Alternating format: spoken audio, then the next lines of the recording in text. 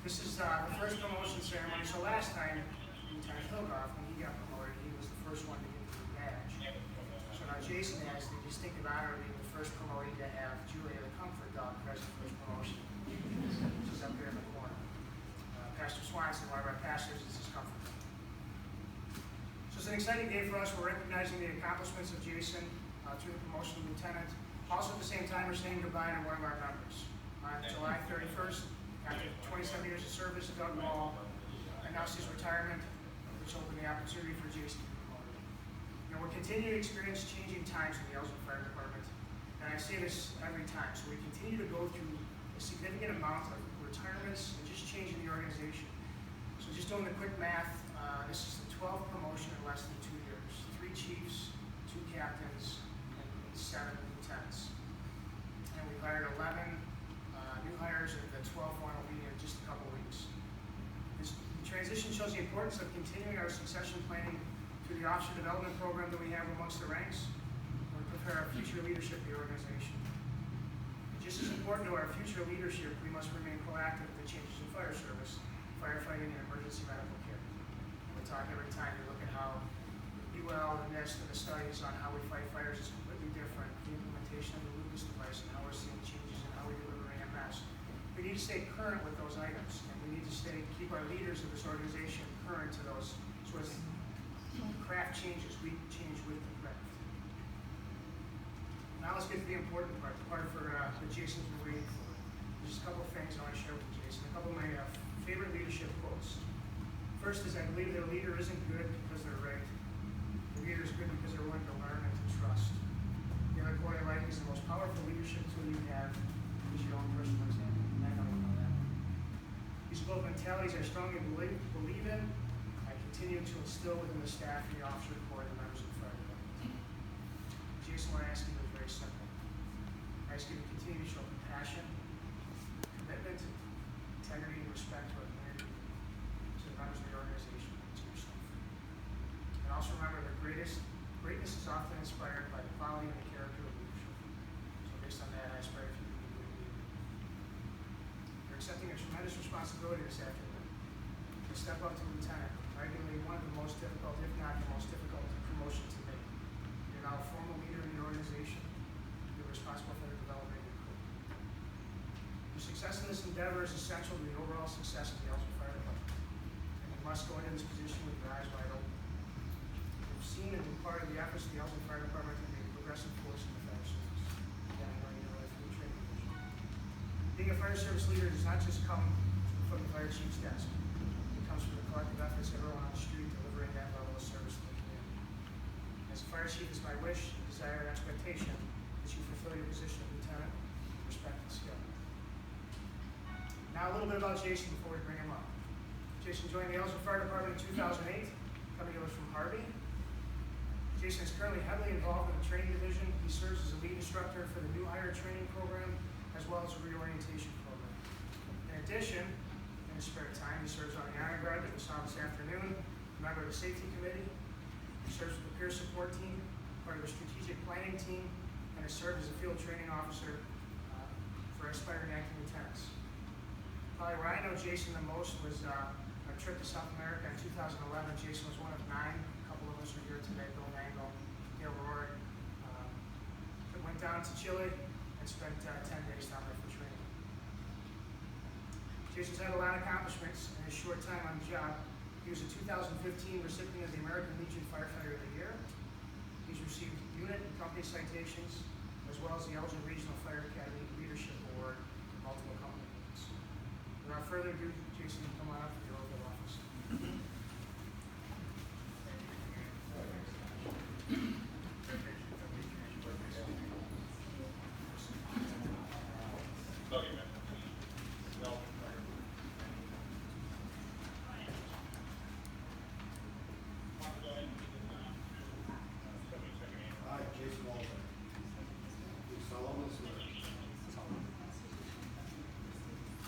Support the Constitution of the United States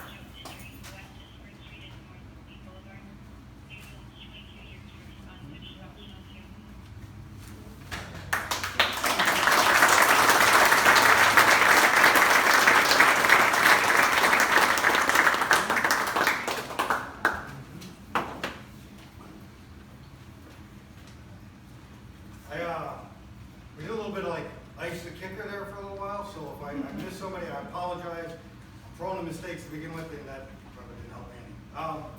Before I begin, there's two groups that I absolutely want to recognize before any others. First off, any veterans in the group that are here today, thank you so much. None of this is possible without the service, the sacrifice you and your families have made for all of us. My heartfelt thanks to each of you. Secondly, to the Honor Guard. You always had to touch the class to the event. For anybody who was here at the beginning of this, would have enjoyed a little bit of their smiles when they looked around and realized that the officer usually calls out commands that these wasn't available, and all eyes started focusing on me. Nicely done, boys. The truth is I didn't get here alone, not even close. Everybody here had a role, had a part to play in getting me to where I'm at today. I'd like to start with my family. My mom and dad, who always believed in me and moved absolute mountains to push me forward. Thank you so much. My sisters, one of which couldn't be here, the other one made it. Two of the strongest people I'm ever going to have the pleasure of meeting in my life. Absolute forces. My brother, who you just saw, he was a better looking one of the two standing up here. I have no doubt that one day he will stand in a place just like this, if for no other reason, just to show us all how much easier and better this job can be done. Those are the members of my academy class, the 10 of us who went through together, and then Murtaugh, who came a couple of months later. Constant source of strength and challenge for one another to try to get better. Each and every one of my officers up the chain of command that I've had, who always worked hard to try to teach me, and sometimes even to protect myself from myself. It's no easy task. Members of the training division, Lieutenant Steve Hilgott, on up the chain from him, Captain Cummings, most of the chiefs who are up here have all taken part in this and helped to move that training division forward. You guys routinely move schedules, change things around, make things work so that we can try to advance the department. It's an example I try to aspire to. Retired members in the room, I won't call you out by name because you'll beat me up later on. We truly stand on the shoulders of giants, and you guys got us to where we're at. Thank you so much for the platform you have set. The cadre and staff of the Elgin Community College, a more dedicated group of people I've never met trying to move this organization, the profession forward. In particular, Sergeant Major Jacobs, retired from the United States Marine Corps. Local 439, our administrators, city leaders, and indeed the citizens themselves for entrusting me with this role. I promise to do my best to live up to it. I see some of the physicians and nurses from the ERs have made it out. They've played a vital role in helping me to learn how to step up with EMS and provide appropriate patient care. The techs in the room, who strive to teach me empathy at every chance they got, even when they had to beat it into me. My dear friends from the South Side, my roots, where I came from. You have no idea what your attendance here means to me. Each one of you was involved in getting me my start, and I don't forget a one of you. Thank you so much.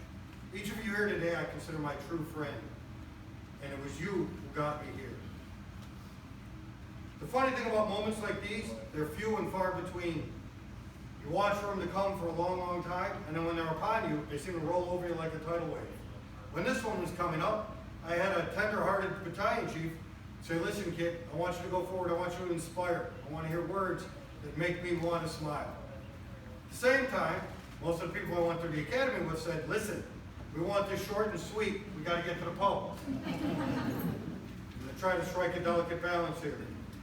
For those of you who heard my academy speech, I said that a good way to monitor your progress through your career is as you're screaming down the road on your way to a call, look out the window.